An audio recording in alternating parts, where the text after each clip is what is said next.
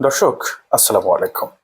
আপনারা জানেন যে হোয়াইট হাউসে ইউক্রেনের প্রেসিডেন্ট ভলোদিমির জেলেনস্কির সঙ্গে বৈঠকে তুমুল বিতর্কে জড়িয়ে পড়েন মার্কিন প্রেসিডেন্ট ডোনাল্ড ট্রাম্প। এক পর্যায়ে তিনি জেলেনস্কিকে গেট আউট বলে হোয়াইট হাউস থেকে বেরিয়ে যেতে বলেন।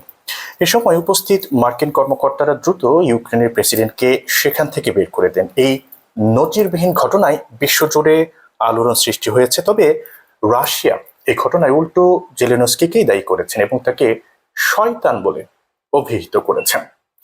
বৈঠকের পর ট্রাম্প সাংবাদিকদের সামনে ক্ষুব্ধ প্রতিক্রিয়া জানিয়েছেন। তিনি অভিযোগ করেন যে জেলেনস্কি তৃতীয় বিশ্বযুদ্ধ বাধাতে চাইছেন। এই বিবাদের কারণে পূর্ব নির্ধারিত চুক্তি স্বাক্ষর এবং যৌথ সংবাদ সম্মেলন বাতিল করা হয়েছে।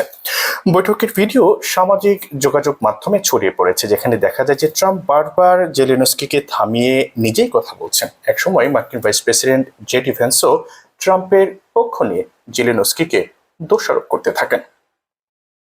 ট্রাম্প ইউক্রেনের প্রেসিডেন্টকে স্বৈরাচারী বলে আখ্যায়িত করে বলেন যে যুদ্ধ বন্ধে তাকে রাশিয়ার সঙ্গে চুক্তি করতে হবে। তবে জেলেনস্কি তা সরাসরি প্রত্যাখ্যান করেছেন। এই ঘটনার পর পশ্চিমা সামরিক জোট ন্যাটোর ভবিষ্যৎ নিয়ে এখন অনিশ্চয়তা দেখা দিয়েছে। ট্রাম্পের অবস্থানে প্রশ্ন উঠেছে যে তিনি কি ন্যাটোর পুরনো নীতি থেকে সরবেন, কারণ 1949 সালে আপনারা জানেন যে মার্কিন প্রেসিডেন্ট হ্যারি ট্রুম্যান ঘোষণা করেন যে ন্যাটোর কোনো সদস্য দেশের উপর আক্রমণ হলে তা যুক্তরাষ্ট্রের উপর আক্রমণ হিসেবে গণ্য করা হবে। কিন্তু ট্রাম্পের সাম্প্রতিক অবস্থান এখন সেই অবস্থানের বিপরীত দিকে যাত্রা করছে বলে বলছেন বিশ্লেষকরা, ধারণা করছেন বিশ্লেষকরা বলছেন যে ট্রাম্প 1949 সালে যে চুক্তি করা হয়েছিল সেটি থেকে হয়তো বেরিয়ে আসতে পারেন। অর্থাৎ ন্যাটোভুক্ত কোনো দেশের মধ্যে অন্য কোনো দেশ যদি আক্রমণ করে তাহলে সেটিকে মার্কিন যুক্তরাষ্ট্রে আক্রমণ বলে ট্রাম্প গণ্য নাও করতে পারেন।